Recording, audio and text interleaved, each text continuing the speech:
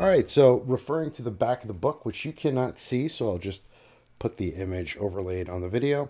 The round order is, first thing you do is you pull a new event card and see what the event says. Next is you deploy the reinforcements based on the enemies in the tide or the event card itself, or both. And then we choose who goes first. Then it is player turns. On a player turn, you could do any of the following. You could play combos, you could continue your combo, and you could use an ability. When your turn ends, you're going to perform something called a backup, which is very valuable to anyone who is not the first player. And remember, the first player token changes from round to round. And then after that, after the players take their turns, the enemies will retaliate and attack. The initial damage will hit the front of the tide unless they have a special ability that can shoot through, like snipers. They can shoot through and hit us directly. And then after all the enemies attack, we draw up back up to 4 cards and we start over. So with that all out of the way, let's go ahead and start playing. So the first thing we do in a round is we pull an event card, and we have found confusion in the ranks. For this first round, randomize who is the first player and the following turn order. Okay, so that's worded kind of weird, but I understand what it means. So there's our first event, and if we look at the bottom, there's a little player icon, and that is how many enemies will come out based on how many people are playing. So we're controlling 2. So 2 enemies are going to come out of this first event. So I got a die here, and we're going to use this 1 to 3. It'll be the Ogrin who goes first, and 4 to 6 will be the Preacher. It's a 2. So the Ogrin will go first, and the Preacher will go second. Also, the other reason why you want to use some sort of counter is the final event will ask you to count how many rounds it took to beat that final event. So you just might want to have beads or something, or actually you could even use these tokens to keep track. I just use a die. So anyway. Oh, when you deal out enemies, they're dealt 1, 2, 3, 4, 5, 6, 7, 8, so on and so forth. So they just go like that. Our first enemy is a Scab Mauler. So the way it works is they have their level up here.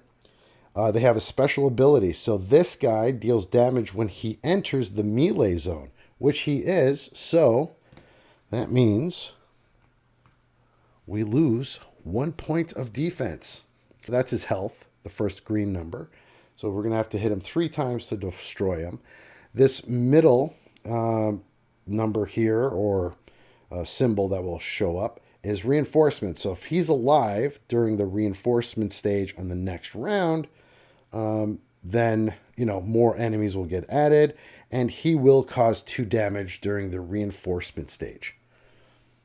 And then finally, we have a sniper. So this sniper does not do any damage to our defense, but rather this enemy deals damage directly to the last player. So in this case, if he survives this, he's going to hit the Zealot Preacher, because the Zealot Preacher is the last place player. So, first, we go with the Ogrin Skullbreaker. So what we do is we draw 4 cards. And you're supposed to do this at the beginning, but it's okay. So now, what you'll notice, we got a Finishing Blow card. So basically the way the game works, this is the core mechanic of the game. You'll notice these symbols up top. You have chain swords, you have bolters, and you have shields. You basically have to connect. For example, I'm going to play this card first, which ends in a bolter or a shield. And it is called Mighty Push. I can either gain 2 defense or gain 1 stamina. So what I think I'm going to do is gain 2 defense, bringing us our defense up to 5.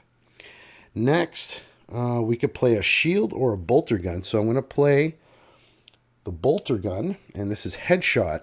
activate your ranged weapon. And remember, we have to remember we could only hit, if there were enemies here, we could only hit in the second row based on the rules of this sector. But there's no one to hit. And when there is no one to hit using your ranged weapon, and oh, sorry, wrong player.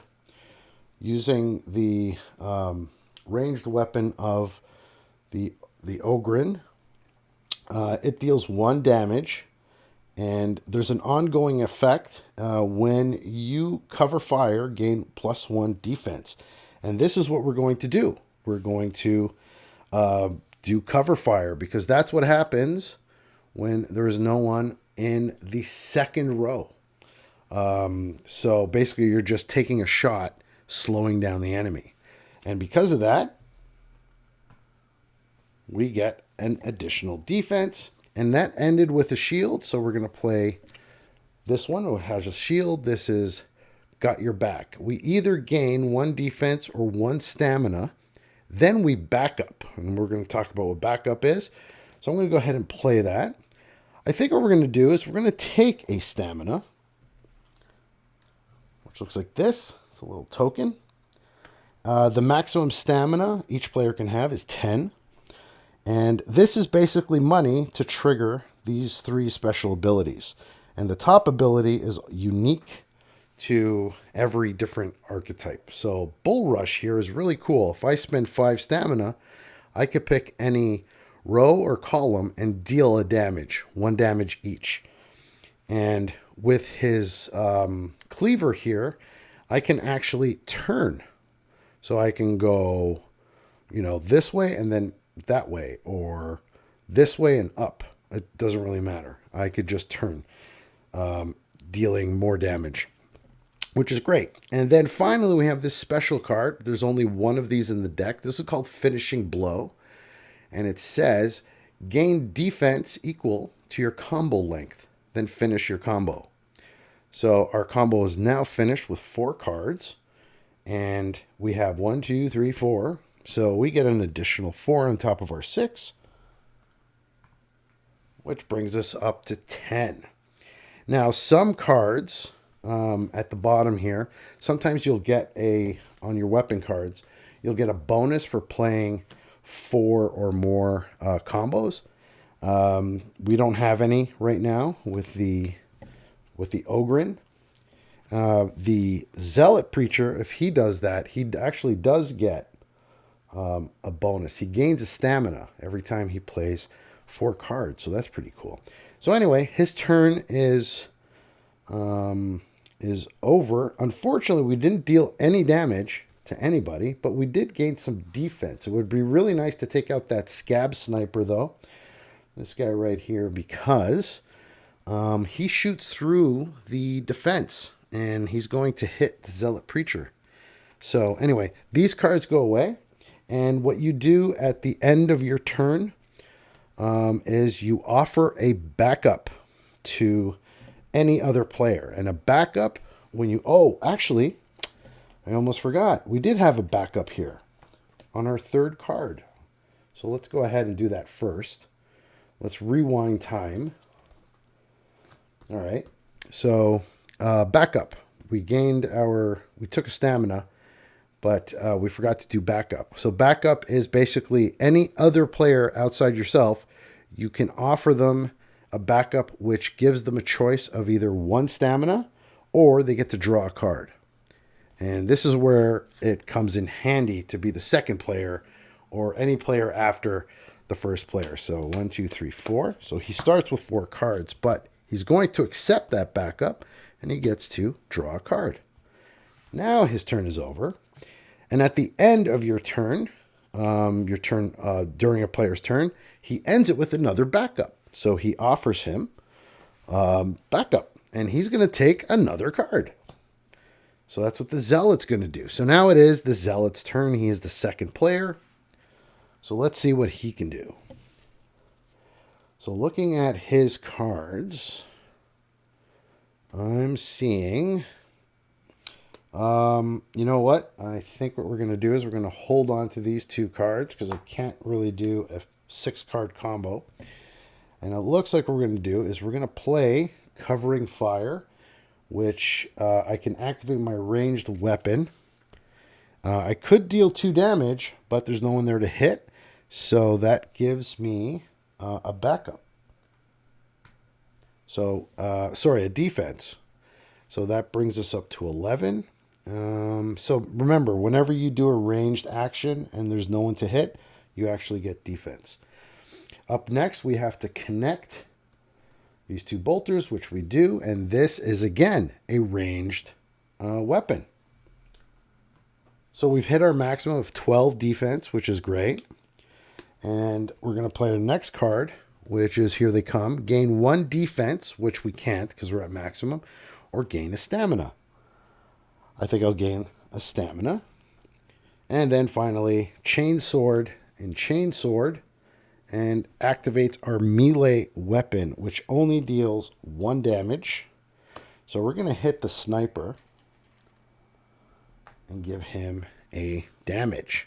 Now, we have played 4. We made a chain of 4 cards, so we do gain a stamina.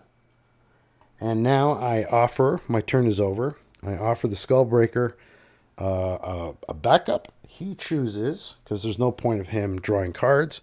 It doesn't benefit him. His turn is over. He's going to take a stamina. And these go into my discard pile for the Zealot. And our turn is over. So now the enemies attack. So he's going to hit us for 2. Bringing our defense down. And the sniper shoots through the defense and hits the second player. So unfortunately, our Zealot Priest gets hit.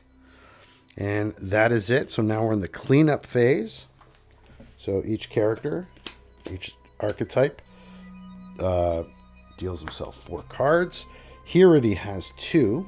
So he just needs to deal up 2 more to get to 4. And they're done. So now we start the next event.